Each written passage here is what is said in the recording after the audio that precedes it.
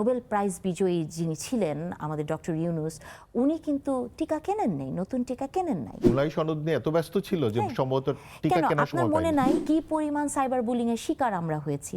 এটা কিন্তু অন্য কোনো সময় এই লেভেলে কখনো হয়নি। সংসদে যেহেতু দুটো পক্ষই আছে, এটা নিয়ে কথা হয়, কথা চলছে সেটা। তবে আপনি বারবার টিকার কথা বলছেন, মান্নু ভাই, আমাদের ভুলে গেলে চলবে না এই টিকার জন্য দায়ী কে আসলে। বাংলাদেশ কিন্তু এমন একটি দেশ, যে দেশ কিন্তু পোলিও নির্মূল হয়ে গিয়েছিল। টিকায় কিন্তু অসম্ভব সাফল্য বাংলাদেশ দেখিয়েছে। গত 2 বছরে বাংলাদেশে এমন কি ঘটনা ঘটলো যে ভ্যাকসিনের কিন্তু ক্যাম্পেইন চলেছে। এটা আপনি আরো ভালো বলতে পারবেন একজন এনভায়রনমেন্টালিস্ট হিসেবে। অ্যান্টি ভ্যাকসিনের ক্যাম্পেইন চলেছে, ভ্যাকসিন দেয়া কিন্তু বেদাত, ওই পর্যায়ে কিন্তু নিয়ে যাওয়া হয়েছিল। আপনি কি জানেন 2025 সালে 60% অনলি শিশু হামের টিকা পেয়েছে, আর 40% পায়নি। কারণ আমাদের যে কি বলবো, নোবেল প্রাইজ বিজয়ী যিনি ছিলেন আমাদের ডক্টর ইউনূস, উনি কিন্তু টিকা কেনেন নাই, নতুন টিকা কেনেন নাই।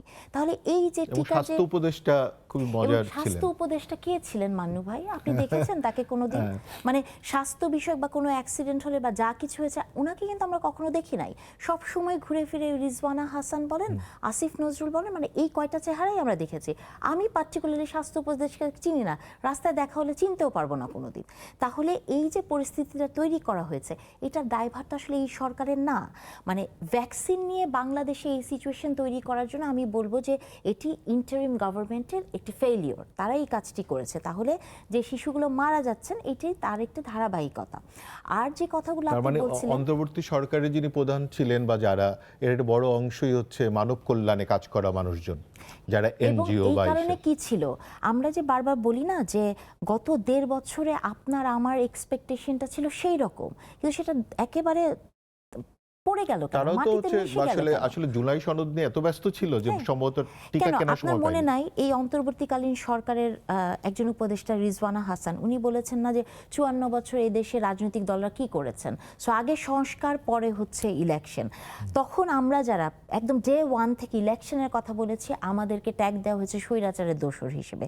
ইলেকশন চাওয়া মানে কিন্তু তখন একটা পাপ ছিল। এবং আপনি দেখেন ইলেকশনের আগের দিন পর্যন্ত কিন্তু আপনাকে মানুষ জিজ্ঞেস করেছে না কালকে ইলেকশন হবে কি।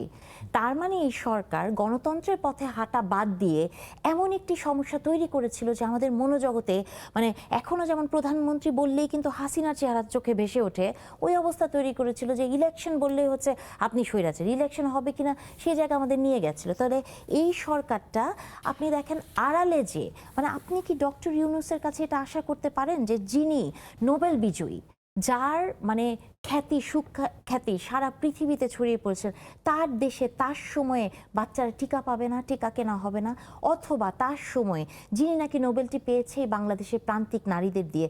আপনি বলেন তো, সামান্তা আছে, আমি আছি, আমরা যারা টকশোতে কথা বলেছি, নারীর সিচুয়েশন কোন জায়গায় গেছে, কি পরিমাণ সাইবার বুলিং এর শিকার আমরা হয়েছি, এটা কিন্তু অন্য কোনো সময় এই লেভেলে কখনো হয়নি। আপনি তখন দেখেছেন যে নারী অবমাননাকারীর গলায় ফুলের মালা দেওয়া হয়েছে, তারা প্রশংসিত হয়েছে। তাহলে ধরেন আমি সবসময় বলি কি যে বিএনপি তো বিএনপি, সে একটা পথে হাঁটছে, এবং এই বিএনপিকে কিন্তু আপনি একটা নর্মাল সরকার বলতে পারবেন না। কারণ এই যে ধরেন গত 15 বছর, তারও আগের 2 বছর, এবং পরবর্তীতে আরও 1.5 বছর, মোটামুটি 19-20 বছরের একটা বিশাল বোঝা কিন্তু বিএনপির কাঁধে। আবার এই যে জ্বালানি সংকট, এখানে কি বিএনপির কোনো দায় আছে? নাই। কিন্তু এটা তো একটা ইন্টারন্যাশনাল একটা প্রবলেম। কিন্তু তারপর আপনি দেখেন ফিলিপিন্সে যে অবস্থা হয়েছে, অথবা ইন্ডিয়াতে যে অবস্থা হয়েছে, বাংলাদেশ কিন্তু এখন পর্যন্ত সেই জায়গায় যায়নি। আজকে বিকাল পর্যন্ত কিন্তু আমরা জানতাম জ্বালানি তেলের দাম বাড়ানো হবে, সেটাও কিন্তু করা হয় নাই। হয়তো হতে পারে পরে। তবে আপনারা যতই বলেন না কেন, যেমন সামান্তা বলছে সিন্ডিকেটের কথা, এটা তো অবশ্যই বাংলাদেশের সব জায়গাতে সিন্ডিকেট কিভাবে কাজ করে আমরা জানি। কিন্তু তারপরও আরেকটা জিনিস মনে রাখতে হবে যে নাগরিক হিসেবে আপনি আপনার কি দায়িত্ব পালন করেন। আপনি তেল কিনে বাসায় যাচ্ছেন, আপনি নাকি পাম্প করে তেল মানে বের করে আবার গ্যালনে করে তেলকে আপনি প্রিজার্ভ করে রাখছেন বাড়ির ভেতরে। মানে আজকে তো শুনলাম যে বাড়ি বাড়ি যে এটা নাকি চেকও করা হচ্ছে। তাহলে আপনি দেখেন একজন নাগরিক যিনি জানেন না যে একটা মানে তেল মজুত করে রাখা তার লাইফের উপর কত বড় রিস্ক। অথবা আপনি অনেকবারই বলছিলেন যে কি ঈদের সময় যে দুর্ঘটনাগুলো হয়েছে সড়ক পথে, আপনি বলেন তো নাগরিক হিসেবে আপনি যখন 5 জন পরিবারের ট্রেনের লাইনের উপর বসে থাকবেন, আপনি যখন জানেনই না যে ওখানে যাওয়া যায় না বা ওখানে বসা যায় না, তাহলে সরকারের তো আছেই, মানে সরকার বাংলাদেশে তো আপনি এখন পর্যন্ত 71 সালের পর থেকে আজকে পর্যন্ত এমন একটা সরকার দেখাতে পারবেন যে তার 1 মাস 2 মাসে কোনো ধর্ষণ হয়নি, কোনো মানে কি বলবো সড়ক পথে দুর্ঘটনা হয়নি? বাংলাদেশ তো এরকম স্বপ্নপুরী না মান্নু ভাই।